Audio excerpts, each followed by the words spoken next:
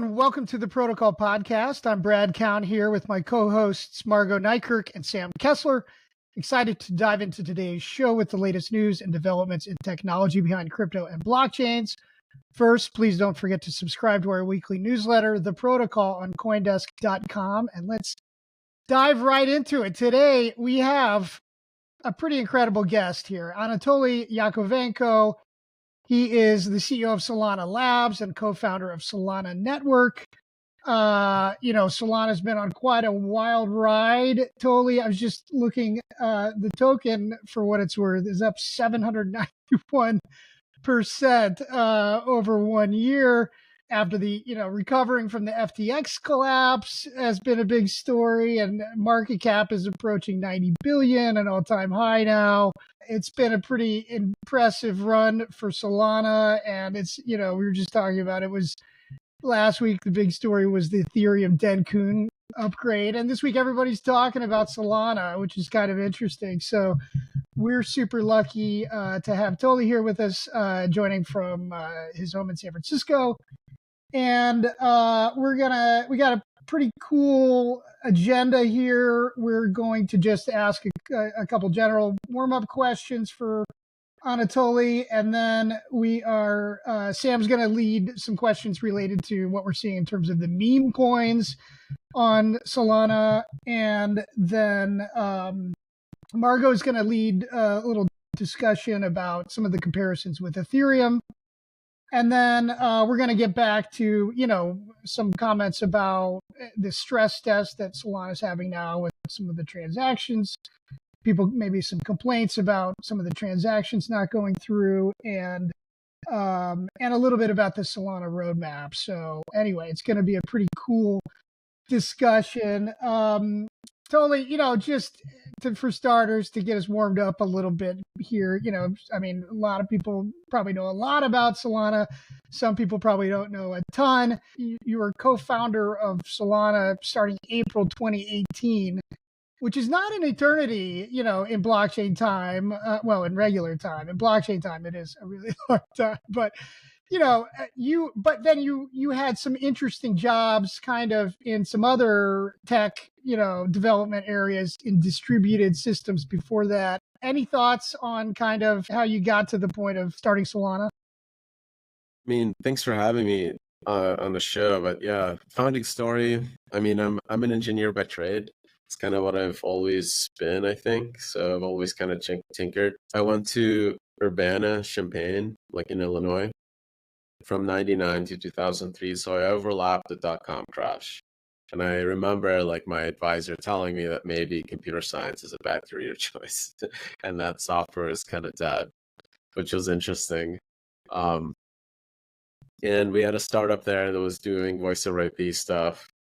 And it was in the middle of Illinois, after the dot-com crash, and we didn't know what we were doing, and it kind of petered out. But Qualcomm was hiring. They were building similar voice over IP stuff, and they, out of all the job offers, this was the only one where people were interviewing me in board shorts and flip-flops in sunny San Diego, and I was like, that's the place to be. So that's how I ended up working on communications. But I was always, for whatever reason in my career, kind of slotted into software performance optimizations, just kind of trying to optimize code, make it faster.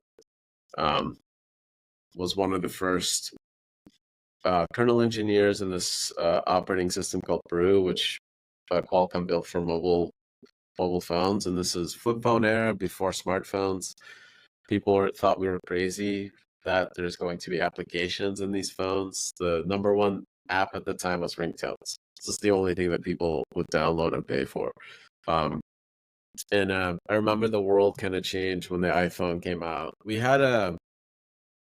all knew kind of what that design is going to look like. There was this LG Prana device with a capacitive screen. If no one remembers, that was the first nice touch-based device. We had this idea that you can get rid of the keyboard. All the stuff that was on the tip of everyone's tongue, but Verizon and AT&T and all these big companies in the US thought that they get to design the phone for their network. So they would give us this 200-page spec of what a phone should look like. And it was not the iPhone. It was like the flip phone, but with like extra features or whatever, more ringtone stuff. It was pretty cool to see Apple. I don't know if people remember any of this, but they bulldozed the industry. They refused to sell the devices through the wireless companies that sold them through their own stores. The whole experience was theirs. It was a Apple computer first, and with a phone later. That was pretty cool. But how I ended up in crypto was 2017. I had a side project with a buddy of mine building deep learning hardware. We were setting up GPUs and mining crypto in the background. And this is before GPT. This is when the first time people figured out that deep learning could hallucinate and create weird like images. And I thought I was just always kind of a machine learning nerd. And we were mining crypto in the background, and it was weird to me that people were paying us to run these like algorithms that did nothing. And I was aware of Bitcoin before. I was aware of Ethereum. Never really got into it until we started actually seeing that, holy shit, this is paying for a lot of GPUs for some reason. And this is when I started kind of going down the rabbit hole of really trying to understand proof of work, why it's necessary, where all these constraints come from, and kind of got like more and more down the rabbit hole of what the system would look like if I was designing it. And then I had this eureka moment that there's a way to hash a data structure together that has a proof that time is passing. And this is something that if you worked at Qualcomm for like over a decade, this idea of time would have been just absorbed through osmosis. If you remember your physics classes, when two radio things transmit at the same time, you get interference because radio waves interfere with each other. But if you have two towers in cell phones, they give them a clock and they alternate them by time. That's the trick. It's a very, very simple trick. It's called time division multiple access. It's kind of like V0 cellular protocols, like 80s. We're talking like the first cellular networks, TDMA. So this is just a basic level optimization that you do with radio, and it was just kind of a light bulb. Oh man, there's a way to kind of get a sense of time in this open permissionless data, like database that nobody has control over, that doesn't rely on the FCC to send goons when your tower is not doing its job. So that was really like the impetus for me to go like think about a little deeper. Okay, if I'm really going to do this, what does the system look like? What are we building for? And thank you, Anatoly. That was really cool. All right, Sam, I'm going to throw it to you for the next couple questions. To do a time jump, we saw Solana kind of crater due to its association with Sam Bankman-Fried and a bunch of other market things that were going on over the past few years, maybe the past year and a half. And now it's like really like a phoenix, our Dan Kuhn columnist said, risen from the ashes recently. And a lot of that can be attributed to this big craze around meme coins. And I'm curious just to kind of talk about this topic. First off, why do you think it's Solana rather than Ethereum or those layer 2 networks or any other of its competitors that has attracted all of this meme coin volume, all these dog coins and so on? That I don't know. This is like, I have no clue. This is like the weirdest thing, is observing this from kind of like, I'm deep in the mines working on like optimizing how fast bits move through these servers, and somebody at the top is like creating whatever random ass memes. I don't know. Why do you guys think meme coins are gonna have a life anywhere, not just Solana? Like, to me, it's just it's a bizarre thing. I think of people being terminally online and kind of having nothing better to do. Do you think any of this meme coin craze has led to a sustainable growth or volume, liquidity rise for Solana that it's going to be able to see for the next 6 months, year, 2 years? Or do you think that this is just a blip that's going to disappear? Also don't know. I don't know. I have no like magical insight here. I think for what it's worth, I think we're blessed to have this stress test now with meme coins instead of $1 trillion worth of stable coins. And I think my guess is within 5 years, there's going to be $1 trillion worth of stable coins in crypto. And that's an astronomical amount of real money that's now moving through these systems. And working out all the kinks now with memes is like a blessing. It's great. There's a there's a lot of demand, right, to access the network, and it's stressing the hardware, the protocols, all the stuff, and we get to see what, like, you know, the validators get to see what's not working, the core protocol engineers at Anza get to see what's not working and fix those bugs before we get to that, like, 1 trillion stablecoin watermark, which is going to be, I think, when you'll start seeing kind of the obvious. Oh yeah, crypto is obviously for payments because it's frictionless, it's fast, it's cheap, it's global. But we're not there yet. I don't see meme coins as that much different than mobile gaming. Like, because I grew up my career in mobile, right? I was there for that transition from flip phones, from doing ringtones and nothing to what mobile is today. Most people don't really realize this, but mobile gaming is $100 billion a year in spending. Like every year, there's $100 billion of revenue that people spend on loot boxes, effectively. A meme coin or an NFT is a transferable loot box. That's it. It's digital content that people buy for entertainment, and they happen to be transferable in crypto. They're not transferable in mobile. I don't think of it any more than that. And I think if you actually looked at how much spending occurs in crypto, it's probably less than 5% of the mobile gaming market. If crypto actually scaled to the level of mobile gaming, the amount of, I think, memes and NFTs and the secondary effects of that, which would hopefully are like high quality games and all this other stuff, is just going to grow exponentially. So one of the main talking points on Solana is just the fast and cheap transactions at the high level, right? And one question might be if the meme coin traders, meme coin industry, if you will, is testing the limits of what is possible here. So the network is just software and hardware. So it's provisioned to a certain capacity.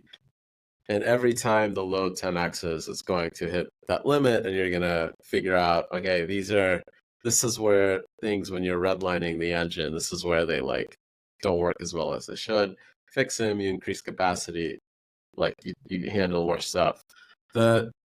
Why this doesn't happen on Ethereum is because Solana philosophically is not a settlement network, right? It's built for execution. And everything is designed around, let's increase the capacity of the layer one. It's not about let's change the protocols and the economics of the network to create layer twos. It's a bunch of hardware and software. If it does 20 million transactions per day with 12 cores, it's going to do 40 million transactions per day at 24 cores. That's it. So this is how, like, myself being, again, probably because my career is kind of colored by thinking, I think purely in terms of how many cores, how much execution throughput we can manage. And then the challenge is writing the software to get out of the way of the hardware. That's easier said than done, because as hardware gets higher throughput, it actually gets more complicated and more complicated to use effectively. So, but it's not I wouldn't call this computer science. This is engineering. You have X amount of capacity that you need to hit. There's a certain amount of hardware that's going to get you there. One obvious question here, where we keep on kind of talking about it, but not speaking about it directly. Solana has, with this big meme coin boom, seen a lot of stress for its network, as evidenced by, if you go to any of these Solana block scanners, you see not only some, but a vast majority of transactions on the network failing. So first off, why? What does it mean when a transaction fails? And why are so many transactions on Solana failing? Yeah. So a failed status code is just what the application returns. And the vast majority of transactions are actually not generated by users, but are generated by machines. And the machine can construct a transaction that has some probability of success. And if it succeeds, whoever wrote that script and that algorithm earns like $1, right? And if they send a transaction and it fails and it costs them 1 penny, they can send 100 of them. That 1 in 100 will earn $1, and they have only a 1% probability of success. It's still net positive for them to do that. So whatever the strategy they came up with, because Solana is so cheap and fast, you can do this at these like micro levels where you send 10,000 transactions. It costs you $1 to do that, and 1 in 10,000 succeed and earn you that $1. So the net effect of increasing throughput and lowering the cost of using the network, it makes it more accessible for machines, and machines will submit lots and lots of transactions. Some of them have a small probability of success. So the median priority fee is 0.4 cents.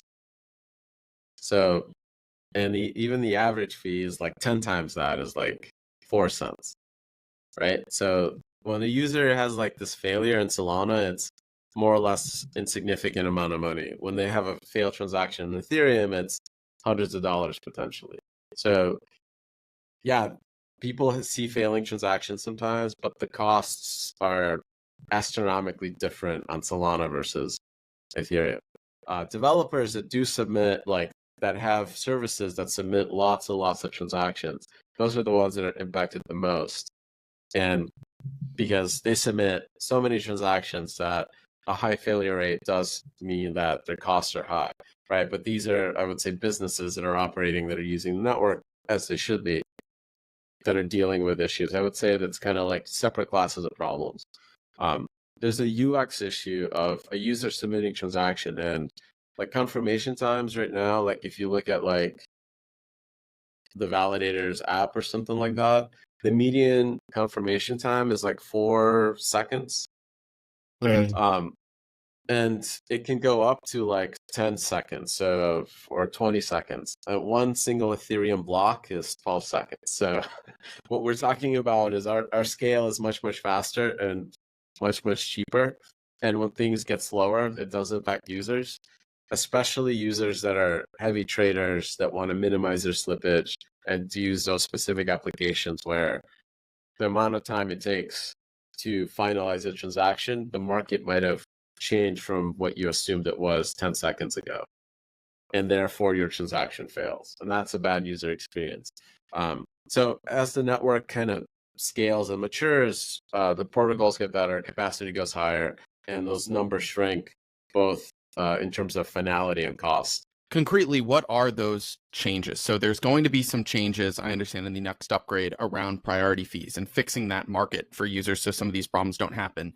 There's also a lot of proposals, concrete and just broadly, around expanding block size. You've pushed for this. How do we actually make this happen on Solana? Can you just go into some of those upgrades briefly? So there's a bunch of fixes to how transaction flow and scheduling works that are coming up in 118, and those should see some improvement. You don't know what it's going to be until it lands. The way that the release process works is that while there's a current mainnet release, whichever one I think it is, 117 today, 118 right now is in testing, and all the fixes for 117 that are now apparent go into 119. So you can kind of think of whatever problems you see today, they're going to be fixed, not in the next release, but the one after, because you have to test those fixes and soak them, and it takes time. And this is why Ethereum does about like one major release per year. On Ethereum, there's 3 or 4 in Solana. So Solana moves quite a bit faster than that. But it's still not instant or immediate like you do in a website that like you run on Amazon, where you can just push changes to prod immediately. So a bunch of fixes are coming in 118. Those include changes to quality of service and scheduling, and we should hopefully see like some significant improvements. Until they land, it's really, really hard to know how much impact it's going to have and at what level of demand, right? You like it's all software and hardware, right? At some point it's redlining and you start trying to figure out what is causing the undesired behavior. The easy solutions like exist, but those create very, very high fees for users. And this is the outcome that all the engineers and kind of everyone, all the businesses, everyone building on Solana does not want to see. Nobody wants Solana fees to go as high as Ethereum just to make it easier for that $200 fee paying transaction to land faster. That kind of defeats the whole purpose, right? It means that we've kind of failed at the big grand vision technology goal that you can increase capacity, you can lower fees, you can make these systems fast, and single giant atomic state machine without sharding, without any of this.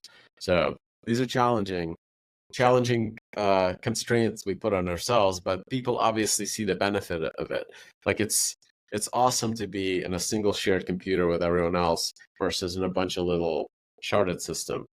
That's great, Totally. Thank you so much. Fascinating the way kind of you explaining the logic behind how you go about addressing some of these issues. All right, we're going to take a break, and obviously a lot here the comparison and contrast with Ethereum, and Marco's going to lead that discussion. We'll be right back. All right, we're back with Anatoly Yakovenko of Solana. And we're going to move. I mean, Totally, you've been talking this whole time about some of the comparisons with Ethereum, which is interesting that you sort of acknowledge a lot of that competition head on and what you're after here, what we're really talking about. Okay, Margo, why don't you take it away? Yeah, why don't we start with Totally? There's been, the news of the day is that Solana over the weekend had exceeded trading volume over Ethereum. And I think, Solana's reputation, a lot of the times it's sort of compared to as like the Ethereum killer, as they say. I wanted to get your take, to start off this conversation about, well, one, is Solana, is that what Solana is really competing with, like Ethereum as an L1, or does it have to do with the entire ecosystem? Because as you mentioned earlier before in the break that, L2s are not really part of your roadmap. But now with this meme coin craze, like we've seen that happen on Ethereum, Solana DeFi is obviously also booming. So yeah, I would love your intro take on all this. Yeah, I mean, the Ethereum killer is just something I think the media came up with. It's always been, in my mind, Solana's focused on execution and transmitting information around the world and synchronizing it at the speed of light. Ethereum is focused on settlement. Mm-hmm. And if you were really focused on settlement, the kind of long-term roadmap of the design would look very much like Ethereum or Celestia, where you have these layer 2s and data availability and all these other things. If you're focused on execution and you're trying to minimize like information entropy around the world, design would look like Solana, I hope, or we got it wrong, but I'm pretty sure we got it pretty close to right. So these are two different problems, and I think there's a lot of trade-offs you're making when you're picking one path or the other. There's really no reason why after Solana blocks are synchronized, why somebody like Wormhole that runs a bridge couldn't take them and put them into the Ethereum data availability layer and create a fraud-proof state root or whatever and make it look and feel like a L2. But from perspective of the user that's using Solana, things are synchronized first and fast and cheap on Solana. And if a bridge has an economic benefit from creating that additional level of security and trust, then it's worth building and they'll go earn fees on it, right? So like from kind of like, I think these are two separate visions. They're all competing because the use cases overlap, the features overlap, and that's fine, right? Like a user can do a swap in a market on Ethereum L1 or an Ethereum L2 or on Solana. And why they pick one or the other is going to be a bajillion different reasons, right? That, for whatever reason, pick one or the other, who knows? But the visions are different enough that I think if like, the big crypto future that everyone believes in, $1 trillion worth of stable coins across all these networks is going to come to pass. I think all the good Pareto efficient kind of designs are going to survive in some form or the other. There's going to be a fast execution chain. Hopefully it's Solana. There's going to be a settlement network. It's probably going to be Ethereum and stuff like that. So as you'd sort of like identified that Solana's for the fast execution and Ethereum's for, in your eyes, the settlement, you know, Ethereum has like gone on this path of scalability and the roll-up centric roadmap, and it just had Dencun. L1 might not be that for Ethereum. There is a competing force with EIP 4844 and L2s. Like, does that change any dynamic in relation to Solana, especially as it's sort of viewed as like a blockchain for, you know, fast TPS?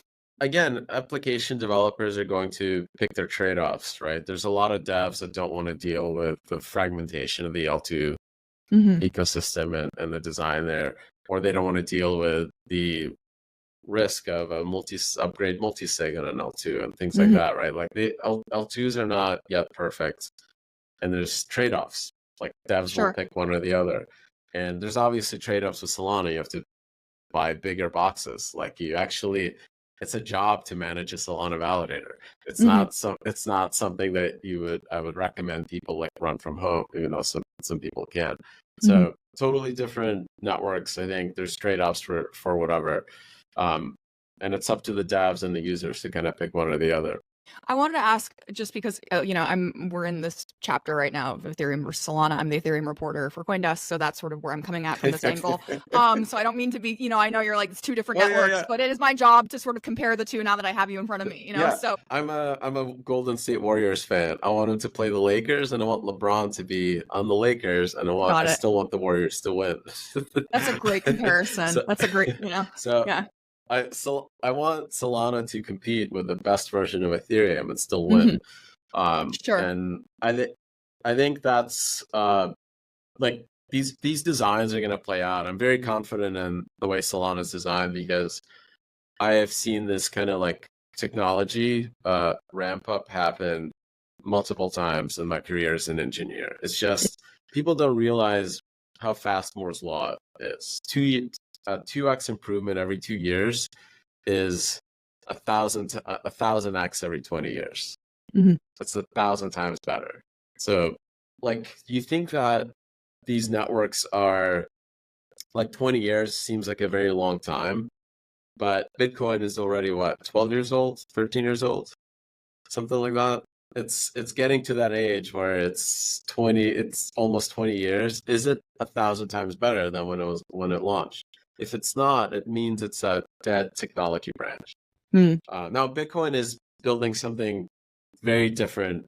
It's trying to be as simple as possible and a store of value. It's never going to have high TPS. It's very, very much selling a product that is rejecting that whole path, right? But if you're talking about scaling and usability, is there a technology component that's getting 1,000 times better every 20 years? If there's not, it's not a technology, it's something else. Bitcoin is something else, I would say.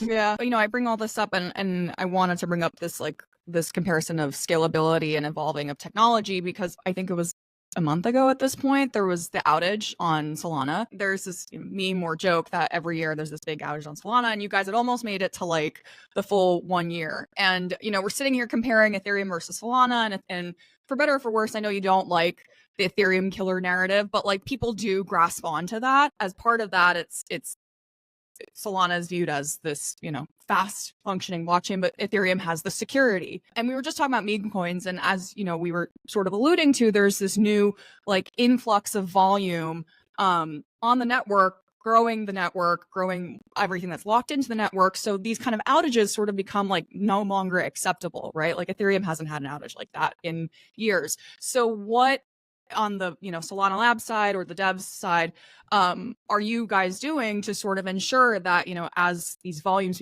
as this becomes more serious, right? Like this kind of outage would be continues to be very serious. So what are you doing to ensure that sort of security moving forward? So an outage does not have any impact on security.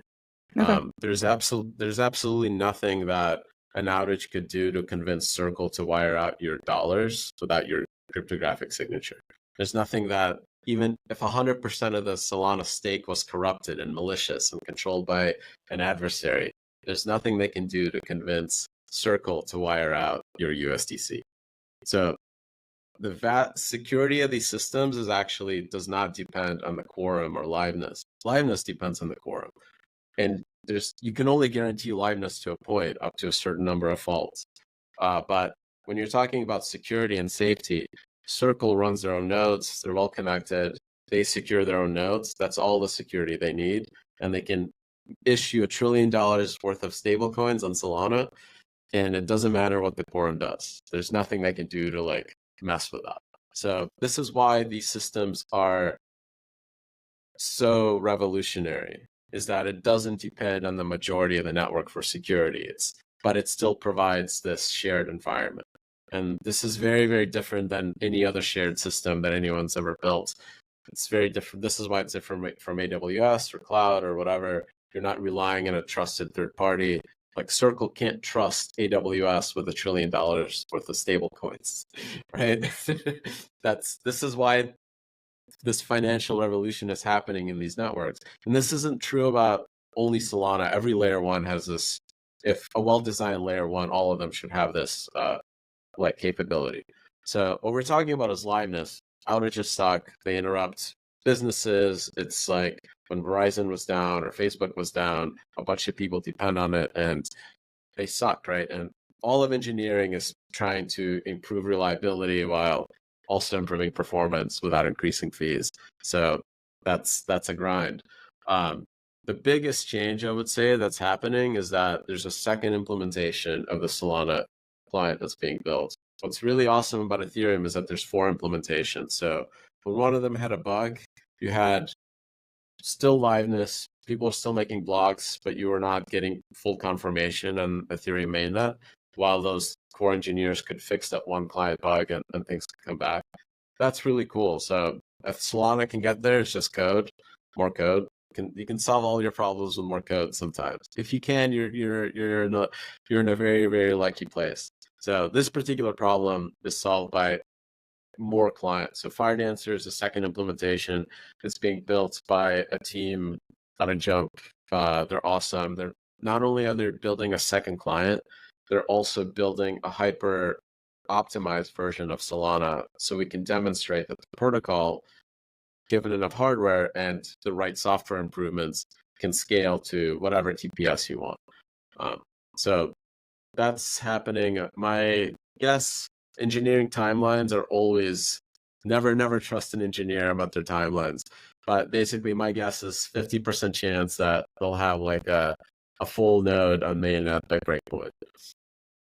So yeah, I think one of the things that people have come to Solana for historically has just been kind of what you're alluding to here, which is that Solana has taken a more product-minded approach in the minds of many than Ethereum or many of its rival networks have, that have kind of come out, you know, through these immaculate conception type stories. I mean, Ethereum less so than Bitcoin, but that kind of has, I think, helped Solana be nimble in a way that other ecosystems haven't.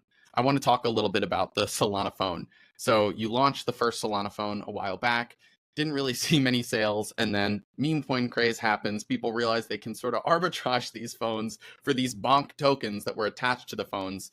Anyway, that happens. Solana phone 1 does great. We see Solana phone number 2, and you get over 100,000, I think, pre-orders. I wonder, like, what do you attribute that to? And do you think that there's real users, or is it an airdrop thing? Are people just trying to farm again? People that had bonk sold their bonk and bought the phone because they knew they were going to get the same amount of bonk back. So it was not like it was not an efficient arbitrage to buy the phone, wait 1 to 3 weeks to get the phone, then claim the airdrop, which everyone in crypto knows the volatility of that is like very, very much not certain. But people that were like already in bonk and super bullish on bonk were like, okay, I'm going to get this stupid phone and I can pay for it with the bonk that I already have because I know I'm going to get my bonk back, right? And that was the thesis that we had. It's a very, very weird thesis. So basically, like, crypto is talking about disrupting the banks that are, you know, have very tight profit margins and charge like bips on transfers, while Google and Apple charge 20 to 30% on all digital payments. in their ecosystems. So we're talking like, what is that, 1,000x difference? So there's this payments ecosystem called the Apple iOS App Store and the Google Play Store, and their fees are 20 to 30% on digital content. It's insane. It's astronomical. That means that when developers build games for those, they have 20 to 30% fewer engineers and designers and artists working in those games. 20 to 30% fewer games get built, like because Apple and Google take such a huge rate. It's a massive inefficiency. And our thesis was that, okay, this is so bad, and they can never really enable crypto because of it, because this idea of transferable loot boxes breaks the whole model. Magic Eden or Tensor can't sell an NFT for $10,000 on their website, but $13,000 in the iOS App Store. Because the price disparity is so large, no user is actually it's going to be really, really bad UX for a user to buy something in the iOS store that's $3,000 cheaper on the web. And Tensor can't eat that fee, right? They can't eat that fee like a movie producer can when they create content and they just create copies of it for digital distribution through these app stores. So this is the really, really weird, bizarro thing that idea of digital ownership is really subverting, that you can't run these app stores with these massive fees anymore. That's our thesis. And the way to like take advantage of it is that we give out hardware. It has some goodies for crypto users, a seed vault, so you can't leak your seed phrase to applications, app store with no fees. And the hope is that developers are so excited about this idea of no fees that they can give out their digital content, because when they launch applications, they can actually do that. They're like, sure, I'll airdrop to these phone holders. Therefore, I now have access to users, don't have those crazy fees. And because these digital assets are transferable and ownable by the users, it is effectively subsidizing the phone. And that was the thesis. Like, can this actually scale?